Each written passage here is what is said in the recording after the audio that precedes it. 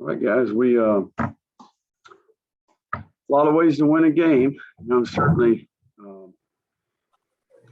think the big thing here is that a lot of respect for Coach Rebo and that Nicholls team. I thought they played their butts off tonight. And certainly made it hard on us at times. What an incredible, Lindsey Scott, man. That guy's dynamic. I'm glad we don't have to play him again. I can promise you that. He made it very hard on us. I thought defensively, their front did a really good job. They changed some things up, and made it really challenging out there at times to rush the ball. But I really don't want to talk about the football just yet until you guys have questions. I want to talk about how appreciative we are of that crowd that showed up tonight. We've worked around here for a long time. Our administration has done a terrific job creating a game day experience for our fans. Certainly our athletic department, university leadership, our football organization and team have worked hard to put a good product on the field. And to start the season in front of that group, 25,000 people, we've been working to create something like that. I'm thankful for our students. I'm thankful for the fans, the alumni, all the people in Acadiana that showed up. It was a first-class venue out there tonight, and certainly they affected the game, and we're thankful for that.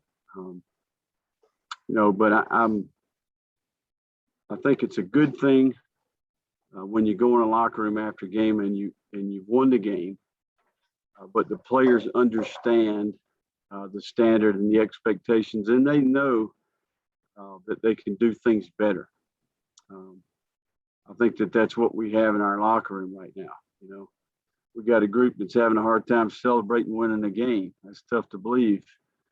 But I think it's a good indication that they understand and have standards and expectations in terms of how we play, independent of the result, independent of the outcome. So, a lot of good out there tonight. I thought number one was on point. I thought the receiver group did a good job getting open and creating separation. And certainly when given the chance, the backs did a nice job. We've got a ways to go, in terms of creating a run game. And certainly in protection, we had some issues tonight. A lot of that is us, but a lot of it is, Nicholls doing things the right way. I thought in the kicking game, we were really sound. We continue to improve there. I think we're going to be very pleased with the tape. And then defensively, you couldn't draw up more of a nightmare than that quarterback running around with those backs, those receivers. I thought their front did a nice job protecting the quarterback and creating some run lanes at times. But they're talented, man. That team is going to be extremely competitive and will be one of the best, if not the best team in the Southland. I think it's a good sign and a good indication that there's a lot of good football players in this state when Nicholls can run out that type of team. So Coach Rebo had them ready to play. Such a class act, I think 11 years here, and certainly has done a great job developing and building that program. We've got respect for Nicholls, and certainly with what they've been through in their community and university, and certainly the players on their team with Hurricane Ida, a lot of respect. So what questions do we have here?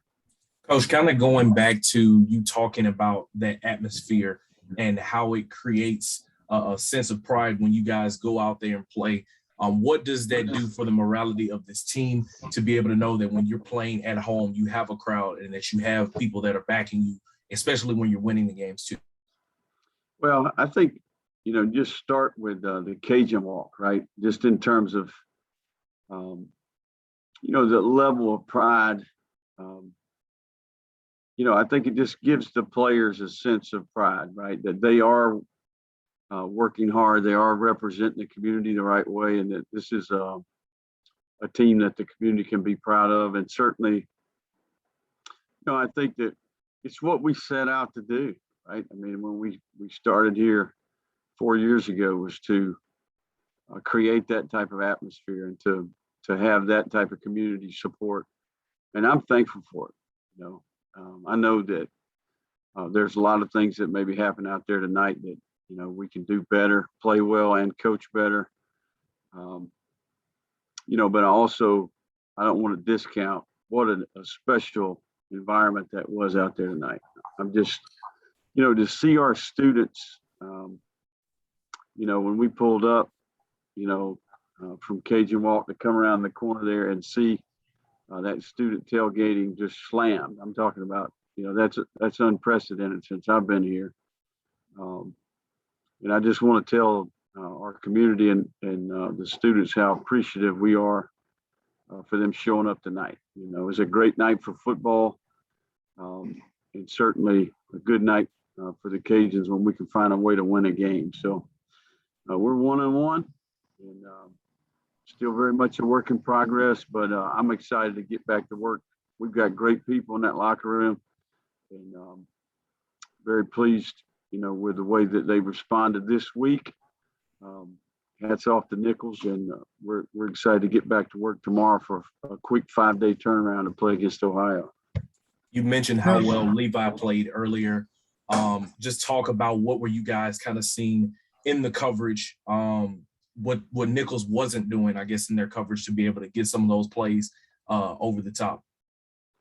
Well, they really, I mean, they played man to man, you know, and you know, I think that they added an extra guy to the box. They were moving the front around, you know, and create some issues in the run game with an extra player, and then by stunting the front. So, you know, they basically did everything they could do to prevent us from rushing the ball, which is, I get it, you know, and when given the opportunity, the throws were there, and I thought number one was on top of his game and did a really good job. We got good play from the receivers, and, you know, ended up doing enough to win. You know, I think that we're going to look back at the tape. There's going to be lots of things that we can do better, but, you know, a lot of that is just, hey, Nicholls played, they had a good plan. Their players play well.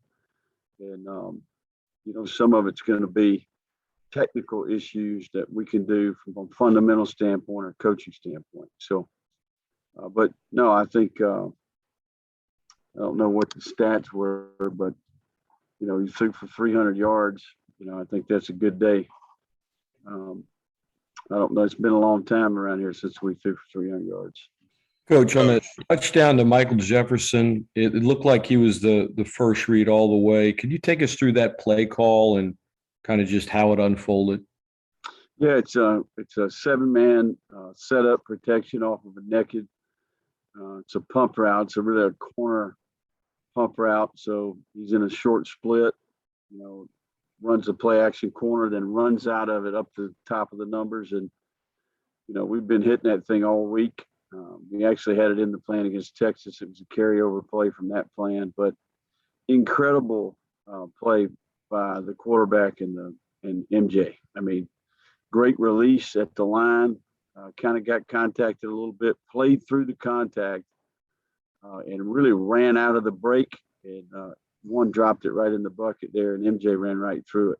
So that's great to see. You know, MJ has been one of our better practice players. He continues to get better. You know, we're glad that we added him this summer, and certainly I think he's going to be a really good weapon for us going forward. Coach, the conversion issues on defense with the other team converting on third down was tonight the quarterback. Yeah, I think you're asking about the quarterback breaking the pocket. You know, I don't know what I think they were 9 of 16.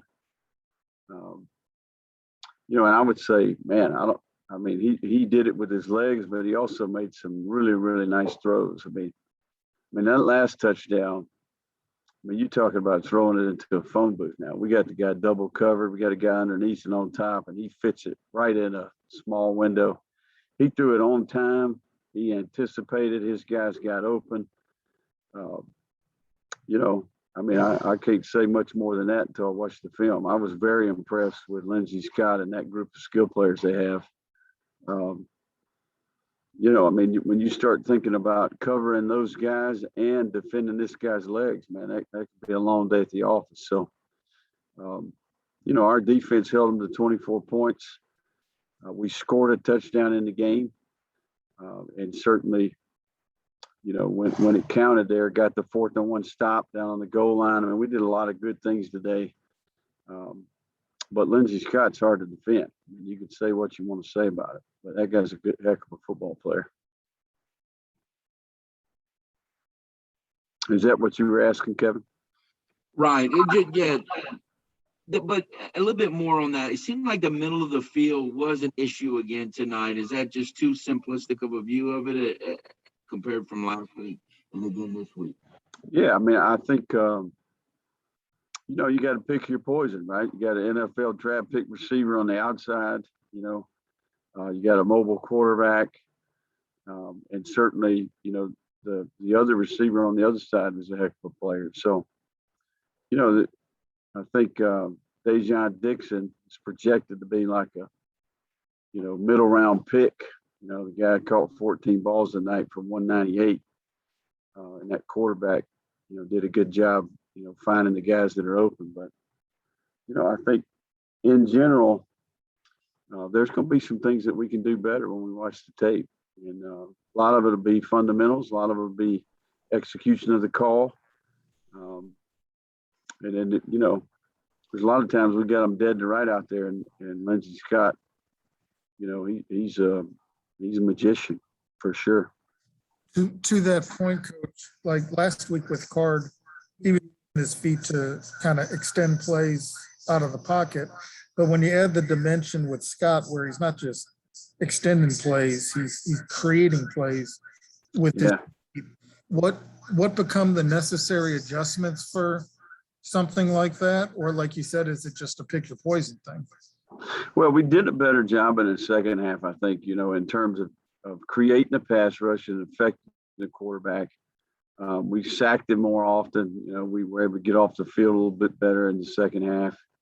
We made him throw it to us, right? We affected him enough. He threw it right to us and produced a score. So, you know, the 4th down stop, the turnover, those were huge plays in critical moments. So, you know, I think that, you know, I'll be able to tell you more, you know, when we watch the film, you know, as we get together again the next time. But in general, a lot of respect for, you know, Nicholls and the quarterback and the group of skill. And I thought they had a good plan. I mean, they certainly spreaded the field out, the threat of the quarterback to go along with a really good group of receivers. I mean, it's tough to defend. Coach, can you comment on Jordan Quibido? I know he was playing in place of an injury, and I know he's experienced, but he seemed like he had a good game. Yeah, no, I think Jordan he's always been an effort player. He can run. And I thought it was very evident to me just watching the defense play that he was competing his tail off, man, and doing everything he could do for the team. I mean, and you're talking about a guy who had the quarterback. I mean, he's 6'8" inches away from the guy a couple times, and the guy just and he's out of there. So Quibb's one of our best, you know, not only, you know, just as a player and a teammate, but, you know, a former walk-on that had to step up and play in a major way tonight and certainly gave a great effort and is one heck of a teammate. Time for one or two more guys. Coach, for the second week, the second straight week, you guys were under 100 yards rushing, and for the second straight week, you guys had more pass plays than run plays. Is that going to kind of be the game plan moving forward, where you guys are going to be passing the ball more than running, or why do you think the rushing attack hasn't got up to full steam yet as we're expecting it to be? Well, I think a lot of it has to do with run pass option. You know, we're running into loaded boxes at times, and Levi's throwing the individual cuts. You know, he's throwing the extra ball, he's throwing the slot the ball. You know, tonight they did a nice job of putting an extra guy in the box the entire game. Basically, we ran into an 8-man front and played man coverage and moved the front around. Really, unexpected there in terms of all the different things that they did with the front. It created some issues for us. I think that, we had to make some adjustments at halftime, but in general, you got to be able to throw it to win, and certainly you got to be able to run it to win. There's going to be a day when we're going to have to run the ball to win, and certainly I think that that's an area where we need to improve. Whether it's communication, whether it's fundamentals. Oftentimes, when you aren't rushing the ball, everybody wants to talk about the offensive line, but everybody contributes to that, right? That's the quarterback getting us in the right running play. That's the tight ends on the edges. It's the backside discipline and footwork. But today we needed to throw it a little bit more to win, and certainly we did that. And there's going to be some days where they defend the pass a little bit more, and we'll be needing to rush the ball. So hats off to Nicholls for coming in here committed to stopping the run. Certainly good to see us to be able to throw and catch the ball at a pretty high rate out there tonight. Coach, can you talk about going for it on 4th down when that one time it didn't work? Yeah, we made the wrong combination call up front. The defensive end slanted inside the tackle, and tackle was for a loss there. So just simple communication and being in the right combination call on a zone play. The ball will roll off the table there, and we'll get the first down. So it's just a center guard tackle making the correct call. We didn't. Their line stunt affected the play, and it's just simple execution. We ran that same play earlier in the game on 4th and 1, blocked it the right way, and got 2 or 3 yards and made a first down. So we'll continue to be aggressive on 4th down, and certainly hopefully our players will see we needed to execute that play better. All right, guys, that'll do it for tonight for Coach. We'll have student athletes up shortly.